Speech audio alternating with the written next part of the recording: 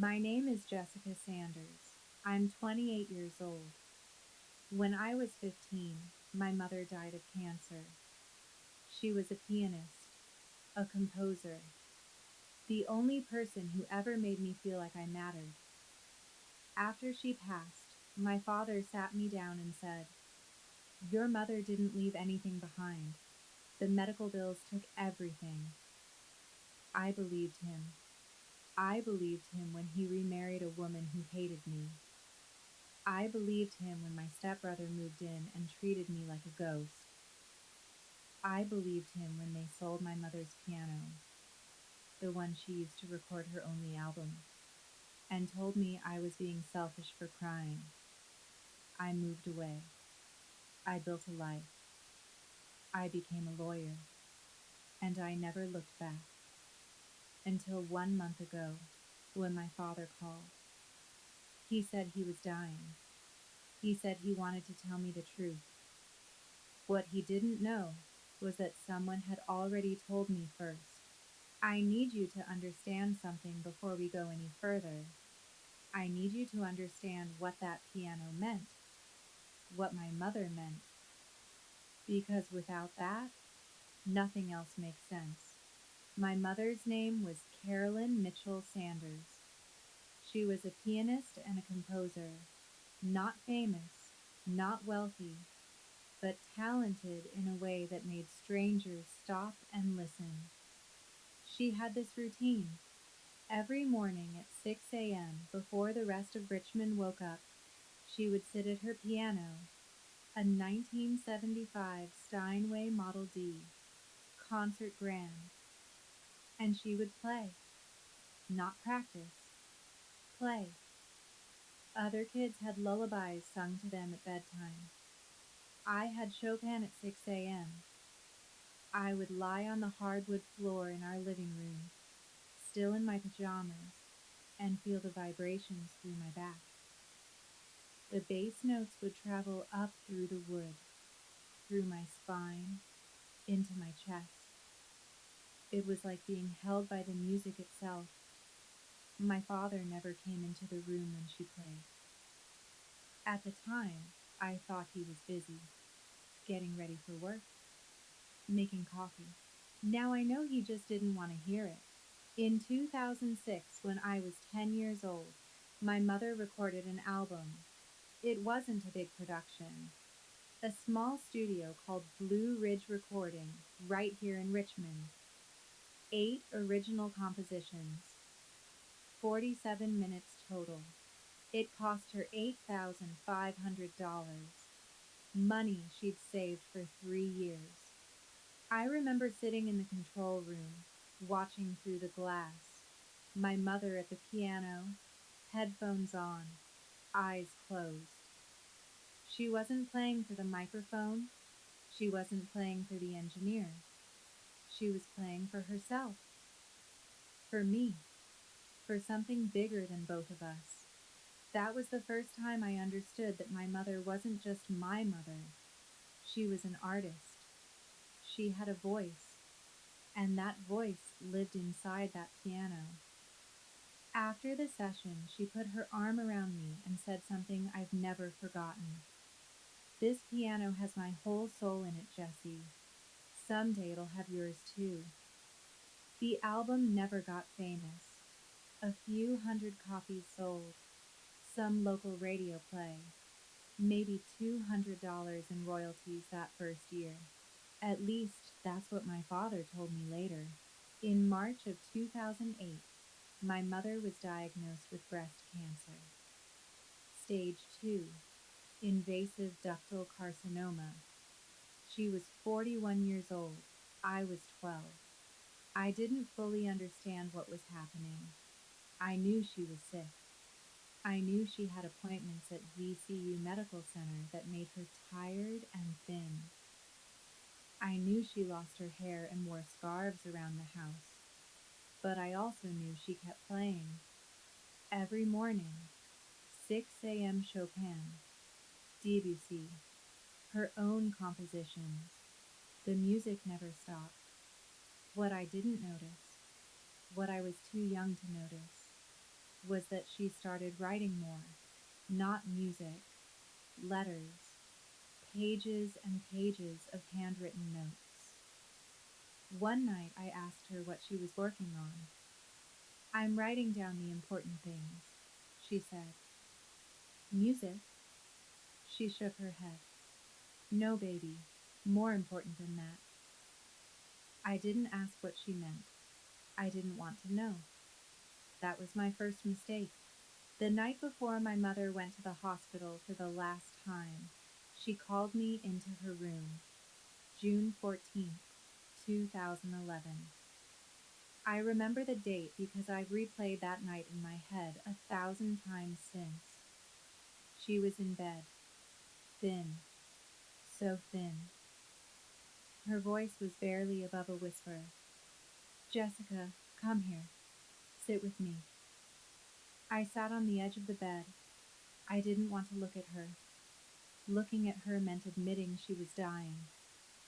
I need to tell you something, she said. About the piano.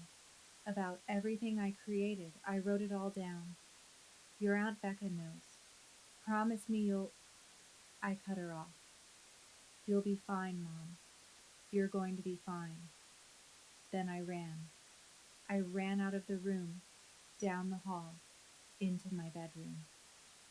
I closed the door. I put my pillow over my head, and I never heard what she was trying to say. That was the last conversation I ever had with my mother. She died 5 days later, June 19th, 2011, 3:42 in the morning, and I spent the next 13 years believing she left me nothing. The morning my mother died, I got a phone call at 6:03 a.m. My father's voice. Flat, controlled, no emotion. She's gone, Jessica. Come to the hospital. We need to sign papers. Papers. That was the first word my father used after my mother died. Not, I'm sorry. Not, I love you. Not, we'll get through this together. Papers. I should have known then. I should have seen it. But I was 15. My mother was dead, and I couldn't see anything. The funeral was 5 days later at St. Matthew's Episcopal Church. 247 people signed the guest book. My mother had touched a lot of lives. I sat in the front row next to my father. People came up to us one by one, shaking hands, offering condolences. Your mother was an angel. Her music touched so many of us. She's in a better place now. My father nodded and smiled, thanked everyone for coming, shook hands like he was at a business conference. At one point, a man I didn't recognize approached me. Gray hair, kind eyes. He leaned down and spoke quietly. Your mother, did she send you anything? A letter, maybe? She told me she was going to send something to you. Before I could answer, my father's hand was on my shoulder. Jessica, come say hello to Pastor Williams. He steered me away. I never saw that man again. I didn't know his name then. I do now. Andrew Garrett, violinist, my mother's colleague. He knew about the letter. My father made sure I didn't find out. 1 week after the funeral, my father sat me down at the kitchen table. 7:30 p.m., June 26th, 2011. The house was quiet. Too quiet. The piano sat in the living room, untouched. Jesse, we need to talk about some things, he said. He had a folder in front of him, papers inside. Your mother didn't have a will. She was too sick to think about those things at the end. And the medical bills. He shook his head. 3 years of treatment. Insurance only covered so much. We're actually in debt now. I stared at him. Debt? About $45,000. I'm going to have to work extra hours, make some adjustments, but we'll be okay. I nodded. I believed him. Then I asked the question that should have saved me. What about Mom's album? The music she wrote? My father smiled. A small, sad smile. Jesse, nobody bought that album. Maybe $200 total over the years. Your mother was talented, but she wasn't commercial. There's nothing there. I believed him. Why wouldn't I? He was my father. He had just lost his wife. He was handling everything. I was 15 years old, drowning in grief, and I believed every word he said. A few days later, I remembered what my mother said about Aunt Becca, Rebecca Lawson, my mother's younger sister. She lived in Charlottesville, about an hour away. I called her. The phone rang 4 times. Then her voice, strained, tired. Jessica, honey, how are you holding up? I'm okay. Aunt Becca, I wanted to ask you something. Mom said, she said you know about something. Something she wrote down? Silence on the line. 4 seconds. 5. 6. Aunt Becca? Sweetheart. Her voice was tight. Now isn't the time. Your father is handling everything. Trust him, okay? I'll talk to you when things settle down. But Mom said, I know what she said. But right now, you need to focus on getting through this. Your father will explain everything when the time is right. She hung up. The call lasted 4 minutes and 32 seconds.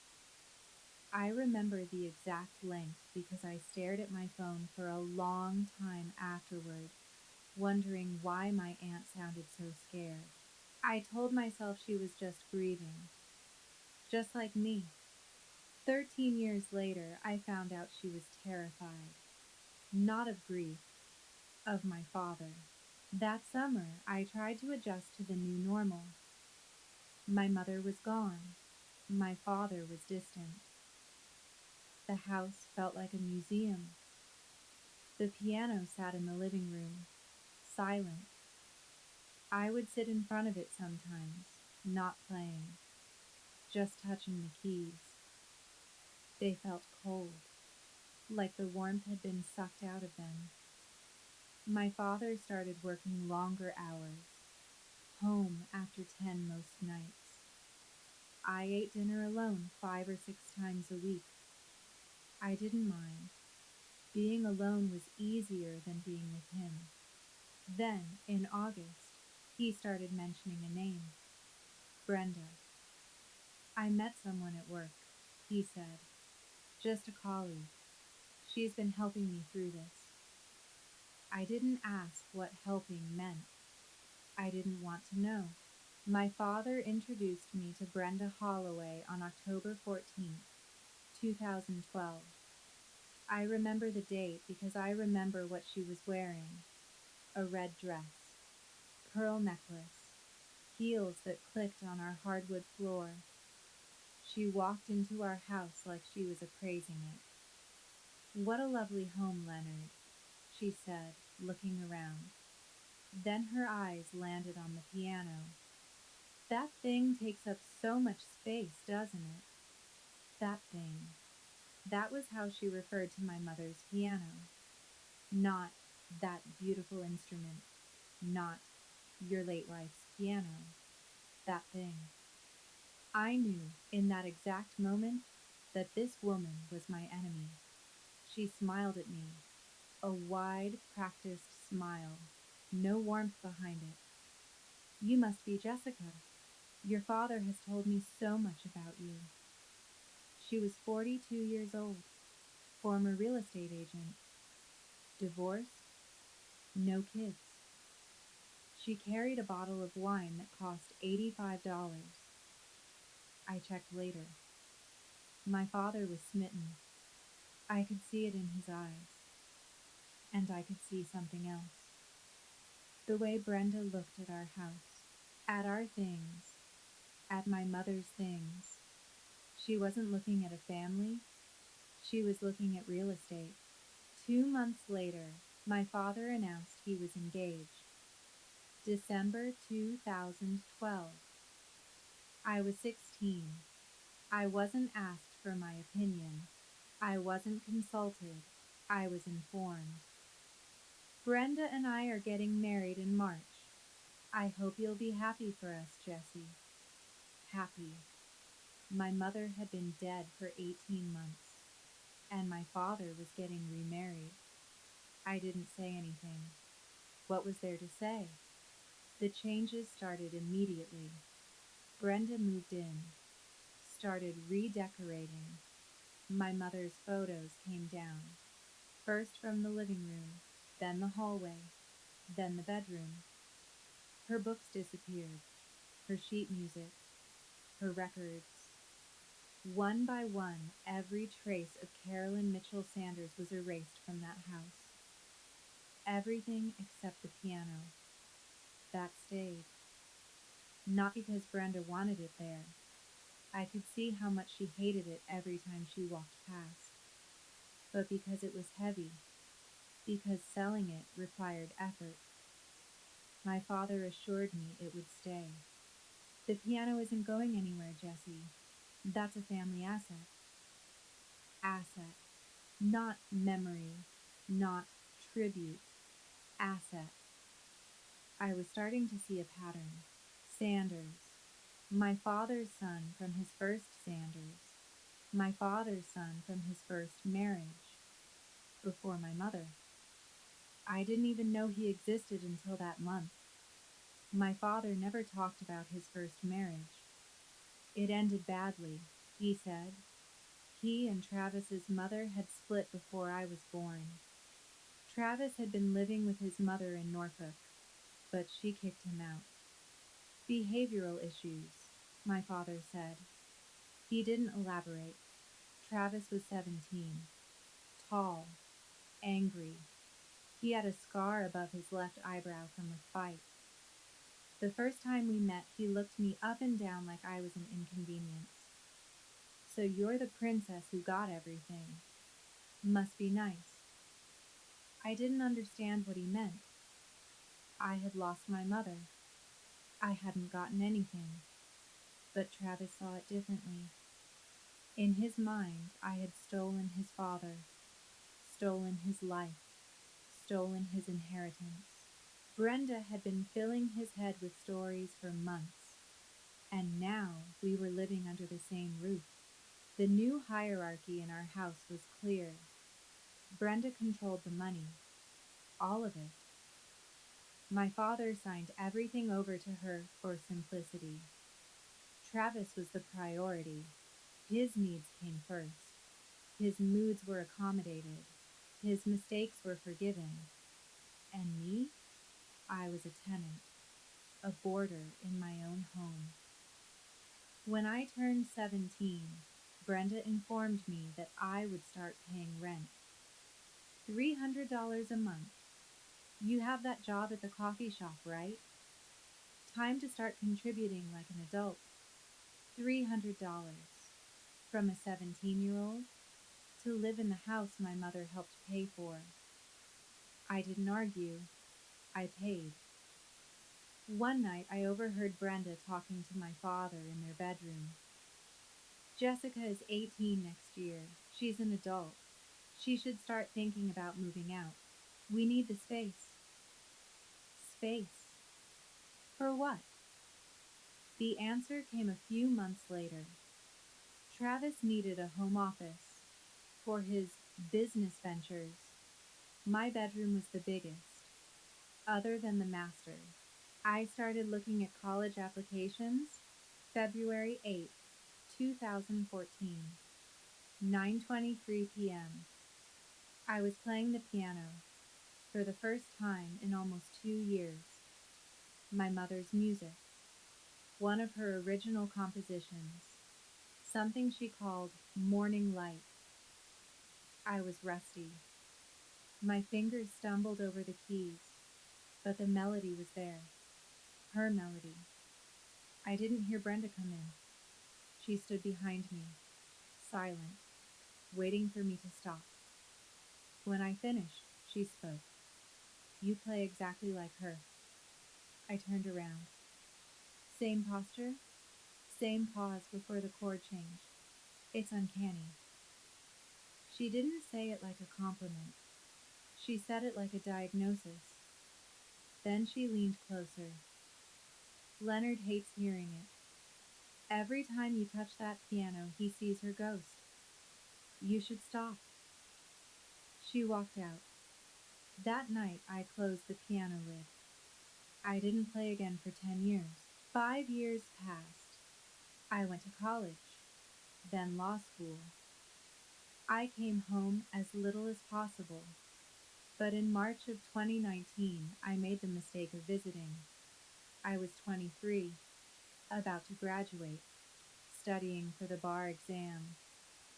I thought a weekend at home might help me decompress. I was wrong. The moment I walked in, I could feel the tension. Brenda was on edge. Travis was avoiding eye contact. My father looked afraid. It took me 2 hours to find out why. Travis had a gambling problem, sports betting. He'd been doing it since high school. I learned that later, but now it had caught up with him. $20,000 owed to people who didn't send polite reminder emails. I overheard my father and Brenda arguing in the kitchen. We don't have 20,000 liquid, my father said. The dealership is tight right now. Then we find it somewhere else, Brenda hissed. These people Travis owes. They're not patient. Then she said it. There's one option. That piano. It's worth over 100,000. I stopped breathing. The next morning they called a family meeting. Living room. Brenda, my father, Travis, and me. They explained the situation. Travis owed money. Dangerous money. They needed to help him. We're going to sell the piano, my father said. I felt the blood drain from my face. That's Mom's piano. Your mother has been dead for 8 years, Jessica. His voice was flat. This is about the living. Travis needs help. Brenda jumped in. Don't be selfish, Jessica. It's just an object. Travis's life is at stake. These people he owes, they're dangerous. I looked at Travis. He didn't meet my eyes. Then I asked the question. The piano is worth at least $175,000. Travis owes $20,000. Where's the rest of the money going? Silence. Brenda's smile tightened. That's not your concern. April 12th, 2019. I came home from the library to find a truck in the driveway. Whitmore and Sons pianos. Two men were loading my mother's Steinway onto a lift. I ran inside. My father was in the living room, holding a folder. Papers inside. It's done, Jessica. This is what's best for everyone. I grabbed the folder. Sales agreement. Buyer. Whitmore and Sons pianos. Sale price. $95,000. My mother's piano. Worth $175,000. Sold for $95,000 because they needed the money fast. And at the bottom of the page, my signature. Except I never signed it. The handwriting was close. Maybe 70% accurate. But it wasn't mine. Someone had forged my signature. I looked at my father, then at Brenda, standing in the doorway. Who signed this? Neither of them answered. I told them I was going to call the police, report the forgery. Brenda laughed. Go ahead, call the police, file a report, take your own father to court. She stepped closer. Then watch the whole town find out. The Sanders family in court, fighting over a dead woman's piano. Your father's dealership will be ruined, his reputation, everything. She tilted her head. Is that what you want, Jessica? To destroy this family over an object? My father spoke then, the words I'll never forget. Don't make the family look bad, Jessica. Please. We've all sacrificed for each other. This is just one more. I looked at him, the man I had trusted for 23 years. He wasn't asking for forgiveness. He wasn't offering an explanation. He was telling me to be quiet, like he did when my mother died, like he always did. I didn't argue. I went upstairs, packed 2 suitcases, everything I owned. The next morning at 6:45 a.m., I called a taxi. My father was standing at the bottom of the stairs when I came down, silent, watching. I walked past him, opened the front door. I didn't slam it. I closed it quietly, like I always did. The good daughter, the silent one. The taxi took me to the Amtrak station. I bought a one-way ticket to Boston. $89. That's how much it cost to leave my family behind. On the train, my phone buzzed. A text from a number I didn't recognize. Text unknown number. Jessica, it's Aunt Becca. We need to talk. But not now. When you're ready. I stared at the message for a long time. Then I turned off my phone. I wasn't ready. It would take 5 years. 2 days later, Travis texted me. Text. Travis. Thanks for not being a drama queen. Brenda says or smarter than she thought, Travis. By the way, the piano money cleared. We're good now, Travis.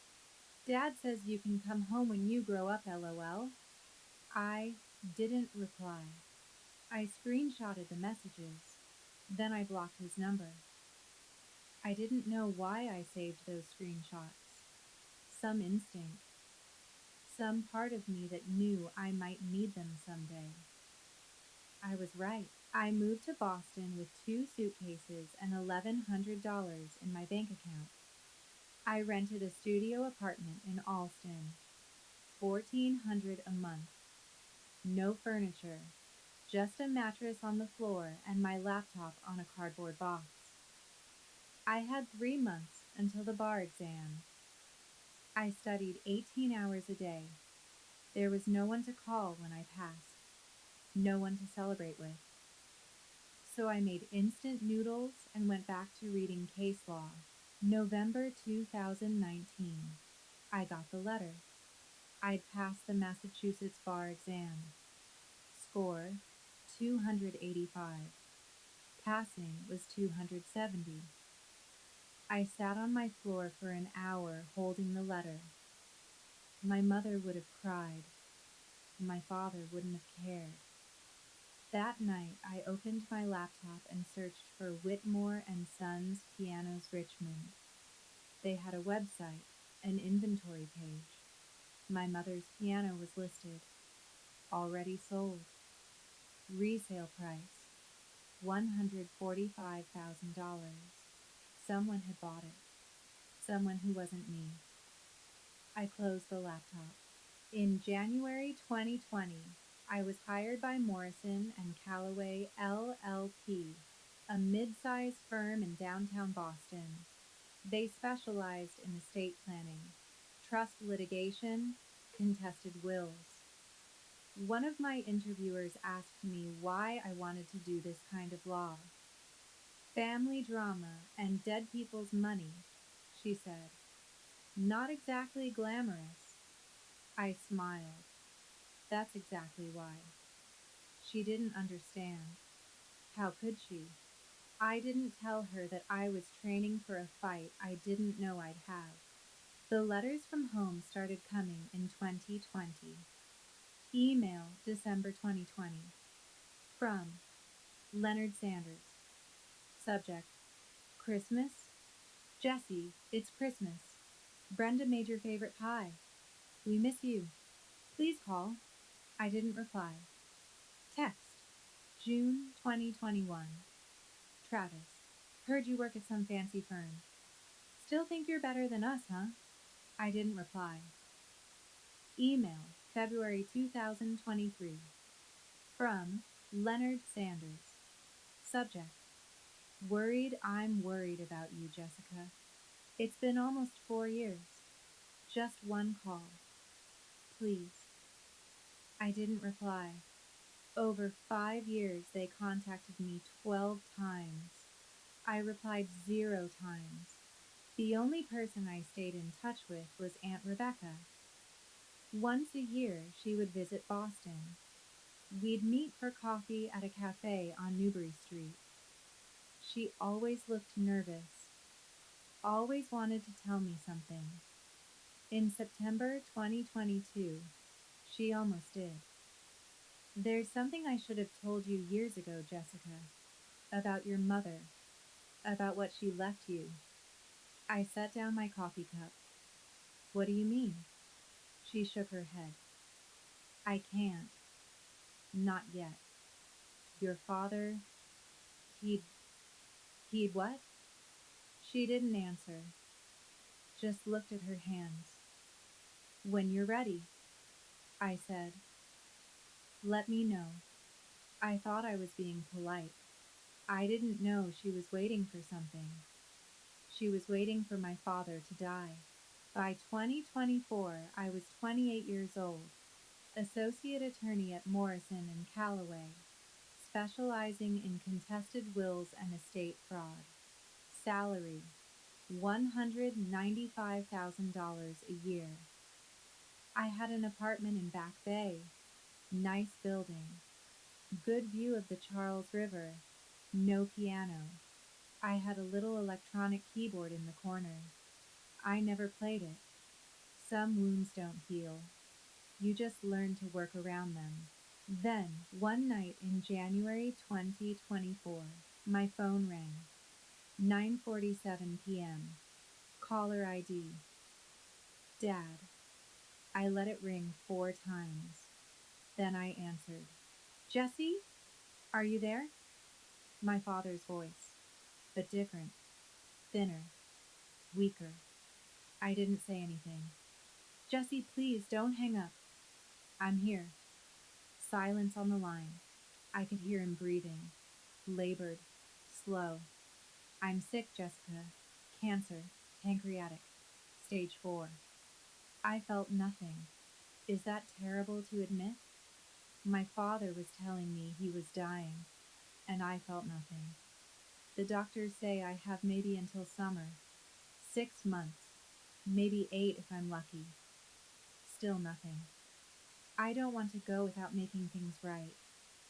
Now I felt something, a flicker of something cold in my chest. Making what right, exactly? Another pause, longer this time. There are things I should have told you after your mother died, things about what she left. I was trying to protect you. Protect me. There it was. The lie wrapped inside an excuse. What things? I can't explain over the phone, Jesse. I need you to come home, to Richmond, so we can talk face to face. There are papers, things that need to be signed. Papers, that word again. What kind of papers? Just to make sure everything goes smoothly after I'm gone. You understand legal stuff, right? It'll be straightforward. I understood legal stuff. I understood when someone was trying to get me to sign away my rights. I'll think about it, I said. Thank you, Jesse. That's all I'm asking. Just think about it. Then a cough, wet, painful, and another voice. Jessica, Brenda, don't take too long. Your father doesn't have much time. Don't make him wait. A pause. We all make choices, Jessica. Your father is giving you a chance to make the right one. For once. Click. The call lasted 6 minutes and 14 seconds. I sat in my apartment, holding my phone, staring at the wall. For once. She said, for once. Like I was the one who had failed. Like I was the one who owed them something. My hands were shaking, but not from fear. 2 days later, my phone rang again. Different number this time. Charlottesville, Virginia. Aunt Rebecca. Jessica, before you go see your father, there's something you need to know. Her voice was different, sharper, more urgent than I'd ever heard. I've kept quiet for 13 years. I was scared. Your father, he has a way of making people afraid, but he's dying now. And I can't let you walk into that house without the truth. What truth? I heard her take a deep breath. Your mother had a will, Jessica, and you are the only heir. The room went silent. My own heartbeat was the loudest thing I could hear. What are you talking about? A letter. Your mother wrote it by hand before she died. It says everything. The piano, her music, the rights to her compositions. All of it belongs to you. That's not possible. Dad said there was no will. He said. He lied, Jessica. He's been lying since the day she died. Aunt Rebecca sent me a scan of the letter that night. Email. Attachment. From Rebecca Lawson. Subject. What Carolyn left you. Attachment. Carolyn underscore letter underscore 2011.pdf. I opened it. 2 pages. Yellow lined paper. My mother's handwriting. Shaky but clear. Dated June 10th, 2011. 4 days before she went to the hospital for the last time. I read it 3 times, then 5 times. Then I lost count. To my daughter Jessica, if you're reading this, I'm gone. I wish I could have told you in person, but time ran out faster than I expected. Everything I created, my music, my recordings, the rights to my compositions, belongs to you. The piano belongs to you. It was bought with money from my parents' estate, not from Leonard. I'm writing this letter because I don't trust what happens after I'm gone. Leonard means well, but Brenda, I see how she looks at our family, at you. My sister Rebecca has a copy of this letter. The original is in the piano bench, under the false bottom. I put it there because some things should be hidden in plain sight. You are my heart, Jessica. Everything I made was for you. Love always, Mom. I read it again. My mother left me everything, and my father told me she left nothing. He didn't just hide the truth. He lied directly to my face. When I was 15 years old, standing beside my mother's coffin, I called Rebecca back. Why didn't you tell me sooner? Her voice cracked. I wanted to. I called you, remember? A few days after the funeral, but Leonard got to me first. He said you already knew. He said you'd agreed to let him manage everything until you turned 25. He made it sound so reasonable. I believed him. And after that, I asked about it a few times over the years. He always had an excuse. Jessica's too young. Jessica's focused on school. Jessica doesn't need to be burdened with this. I should have pushed harder. I should have told you myself. I'm so sorry. I didn't say anything.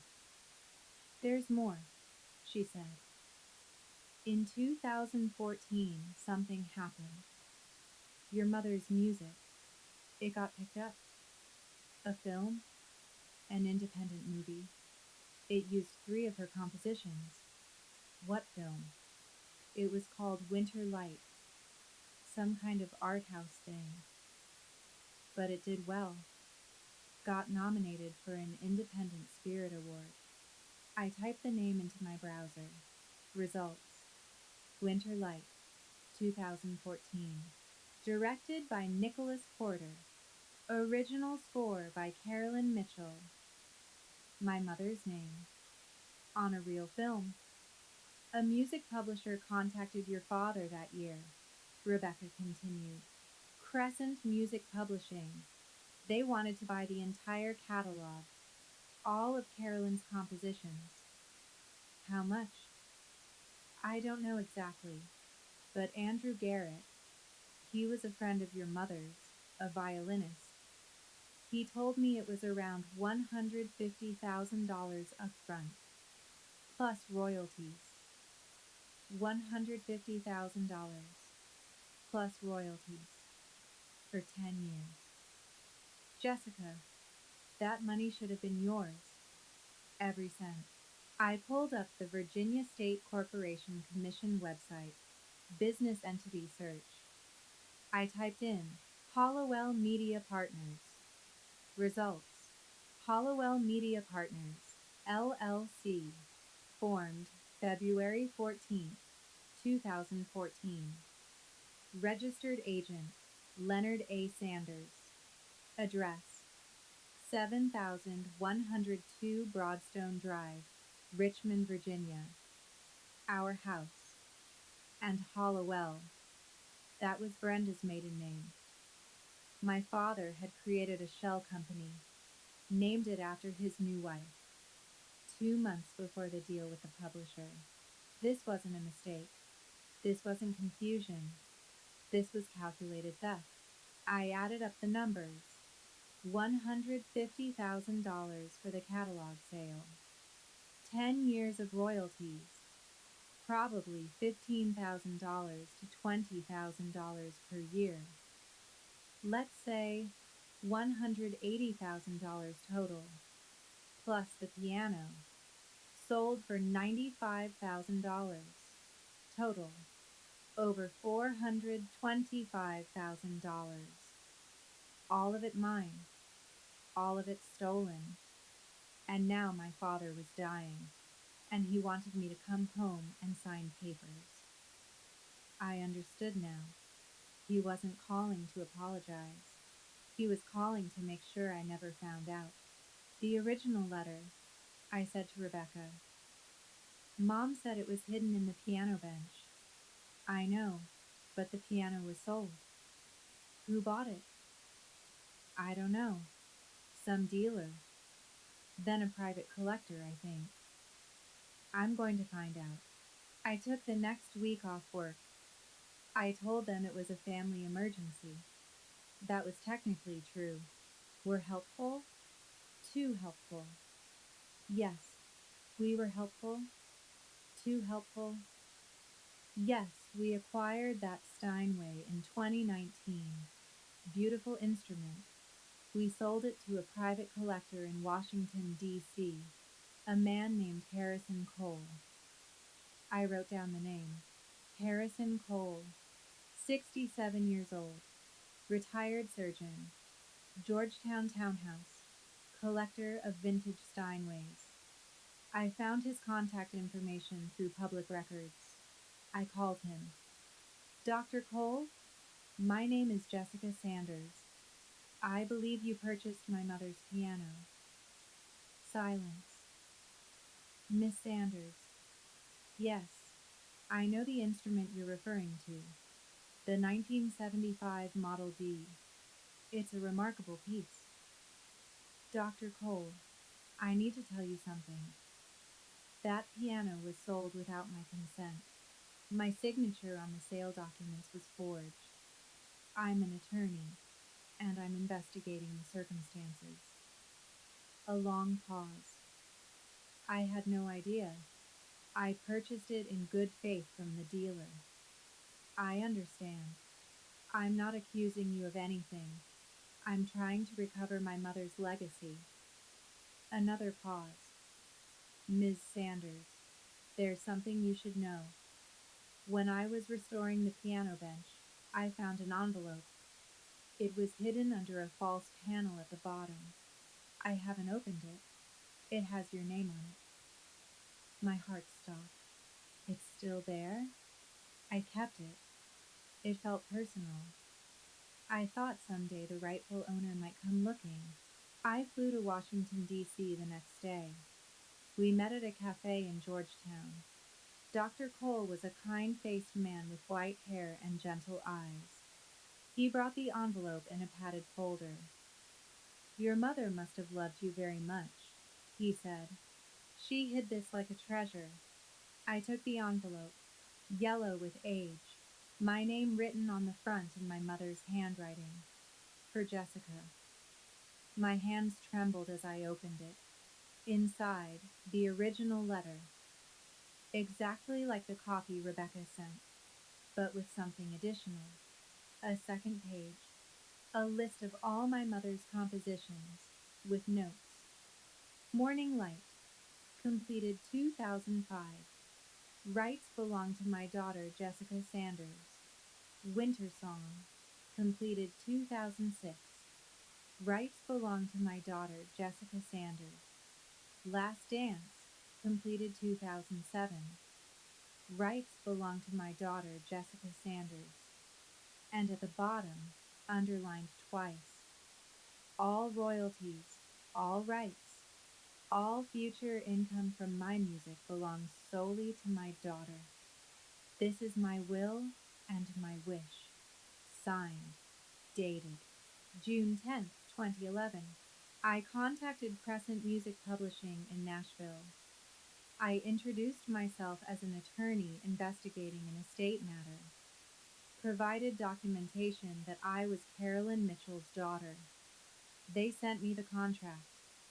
Email attachment from Crescent Music Publishing, Legal Department subject, re, estate of Carolyn Mitchell Sanders. Attachment CMITCHELL underscore catalog underscore agreement underscore 2014.PDIFI opened it. Signed by Leonard Sanders, Administrator of the Estate. There was no estate administration. There was no probate. My mother had a will. It was just ignored. The contract showed $150,000 paid upfront on April 8, 2014, and a royalty payment schedule. I requested the payment history. They sent it. Royalty payment. Summary 2014 to 2024. Payee Hollowell Media Partners, LLC 2014. $12,418. 2015. $18,932. 2016. $21,506. 2017. $19,844. 2018. $22,187. 2019. $17,632. 2020. $15,891. 2021. $19,204. 2022. $18,756. 2023. $16,412. 2024. Q1. $4,650. Total $187,432. $187,000 in royalties, plus $150,000 up front, plus $95,000 for the piano. Total $432,432. My inheritance stolen, deposited into an LLC named after my stepmother. I created an evidence file. Original letter from my mother, copy from Rebecca, LLC registration documents, contract with Crescent Music, 10 years of royalty payments, screenshots of Travis's texts from 2019, the forged signature on the piano sale, 47 pages.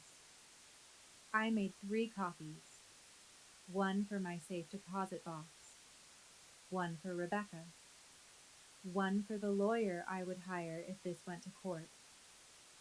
But I didn't want to go to court. I wanted to see my father's face when he realized I knew everything. The night before I flew to Richmond, I sat in my apartment looking at a photo of my mother, the only one I'd kept.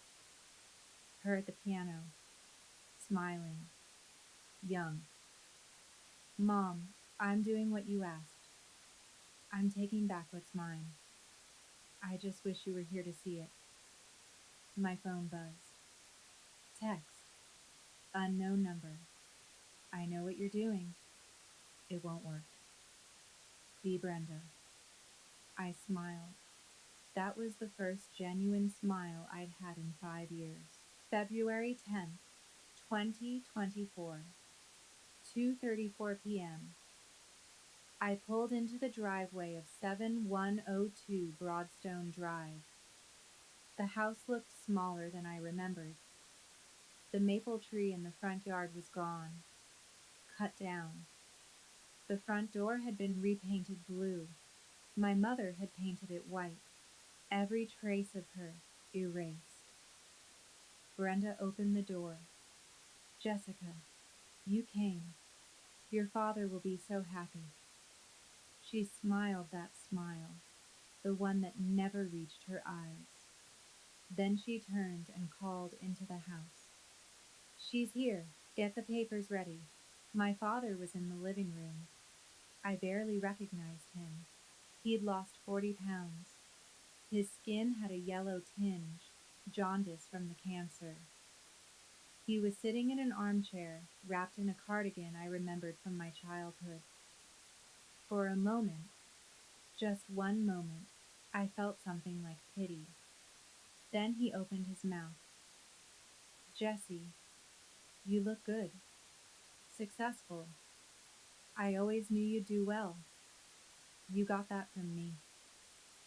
The pity vanished. Got that from him? What had I ever gotten from him, except lies? Brenda handed me a folder. Let's not waste time. Your father has an appointment in 2 hours. I opened it. Release and settlement agreement. 8 pages. Prepared by Frederick Wallace, attorney at law, Richmond. I skimmed the key paragraphs. The undersigned hereby waives all claims related to the estate of Carolyn Mitchell Sanders. Releases Leonard A. Sanders and Hollowell Media Partners, LLC from any liability. Acknowledges receipt of all property and assets to which she may be entitled. They wanted me to sign away everything, before I even knew I had anything. I set the document down. Before I sign this, I have something to show you. I opened my own folder. I took out the original letter, my mother's handwriting, placed it on the table. The room went silent. Recognize the handwriting, Dad? It's Mom's. Dated June 10th, 2011. 5 days before she died. My father stared at the letter. His face went pale, paler than the cancer had made it. Brenda stood up. Where did you get that? The original was hidden in the piano bench. The piano you sold. The buyer found it and kept it. He gave it to me. I watched my father's hands tremble. She left me everything, Dad. The piano, the music rights, all of it.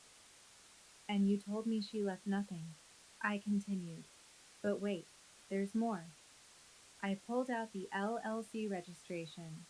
Hollowell Media Partners, formed February 2014, 2 months before you sold Mom's music catalog.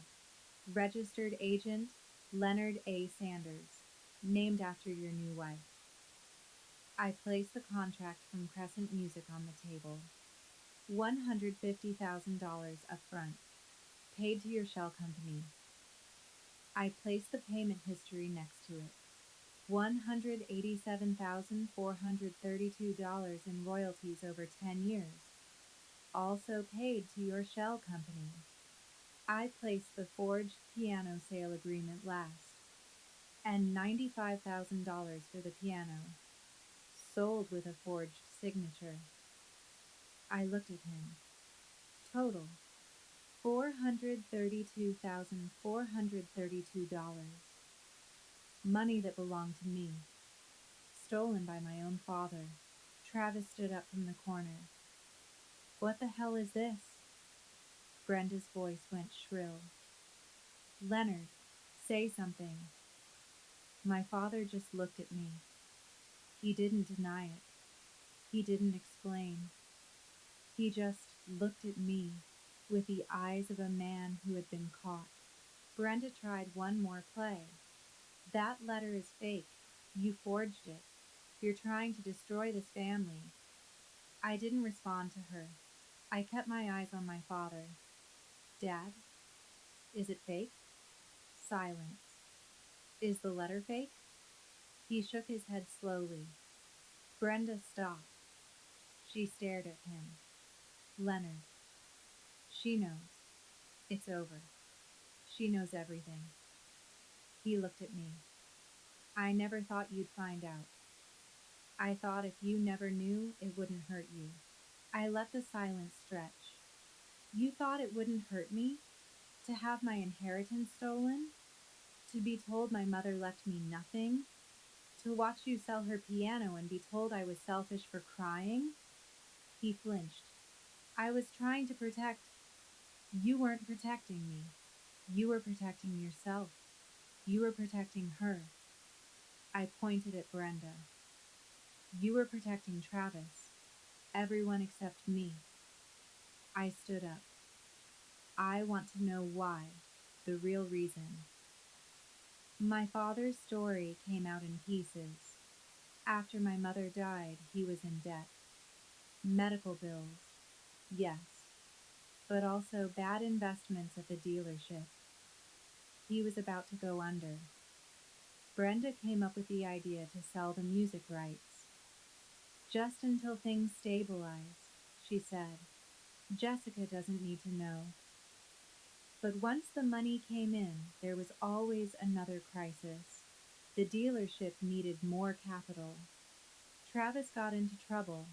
Brenda wanted renovations. The first year, I told myself I'd pay it back, my father said. The second year, the dealership almost went under. The third year, Travis needed help. It just kept going, and I couldn't stop. Because stopping meant admitting what I'd done.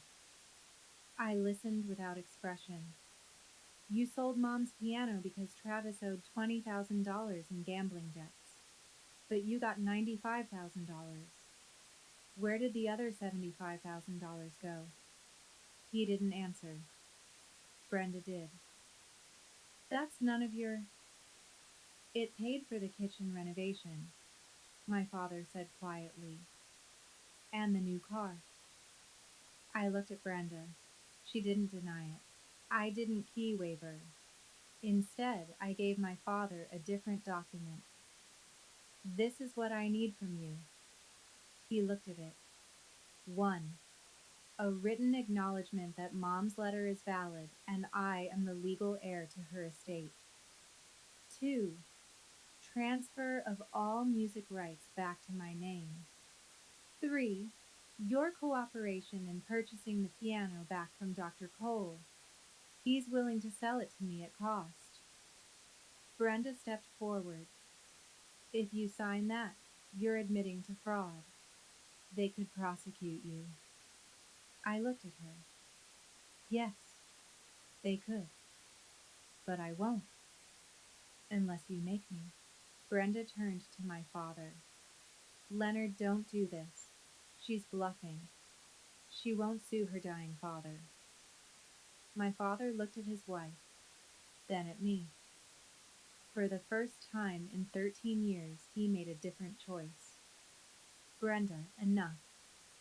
This was never your decision. It was mine. And I'm ending it. Brenda's face twisted. She slapped him. The sound was sharp in the quiet room. Then she caught herself. Stepped back. You're going to regret this, she said to me. No, I said. I don't think I will. She stormed out. Travis followed without a word. My father signed the document. His hand trembled. From the disease, from age, from shame. When he finished, he pushed the paper across the table. For what it's worth, he said. I'm sorry, Jesse. Not for getting caught. For doing it in the first place. I was weak. I failed you. I failed your mother. I didn't say anything. Will you forgive me? I stood up, looked at the spot where the piano used to be, the faded rectangle on the hardwood floor. Forgiveness isn't something I can give you right now, Dad.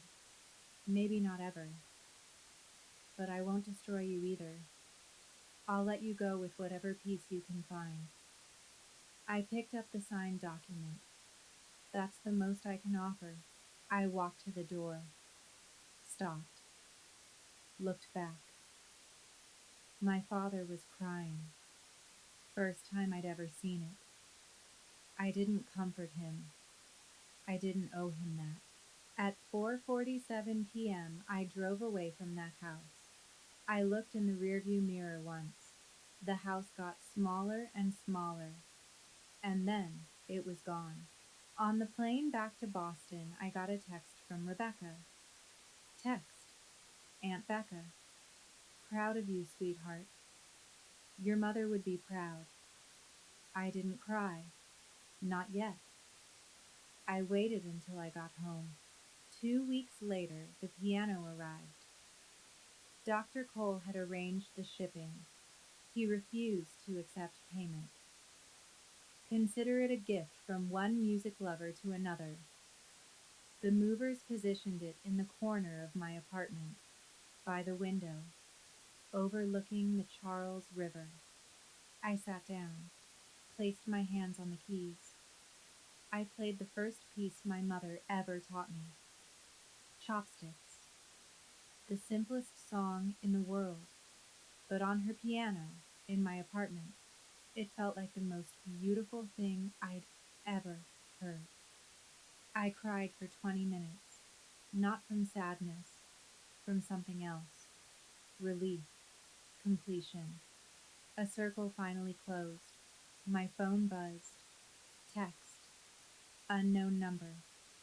This isn't over. Be Brenda. I smiled. I deleted the message, blocked the number. It was over. For me. 3 months have passed since that day in Richmond. My father is still alive. Barely. He's in hospice care now, at the house. Brenda is still there.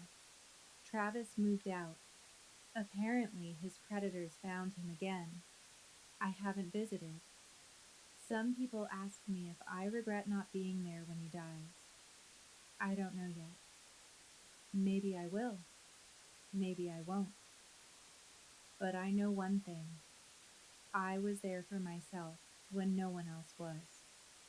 And that matters more. The royalty checks come to me now. $14,200 last quarter. Not life-changing money, but it's mine. It was always supposed to be mine. I play the piano every morning now, 6 a.m., just like my mother used to. I'm not as good as she was. I'm rusty, out of practice. But when I play her music, I feel her with me. That's enough. For 13 years, I was the good daughter, the quiet one, the one who didn't make trouble. And they used that silence to take everything from me. So here's what I learned: silence isn't peace, silence is permission. And I'm done giving permission. So let me ask you this: if your family stole from you not just money, but your mother's memory, your inheritance, your trust, would you fight back? Or would you keep the peace? I made my choice. I took back what was mine. Some people call that selfish. I call it survival. If you've ever had to choose between family loyalty and self respect, I want to hear your story. Leave a comment. Tell me what you would have done. And if you're still in that situation, still being told to stay quiet, to not make trouble, maybe this is your sign.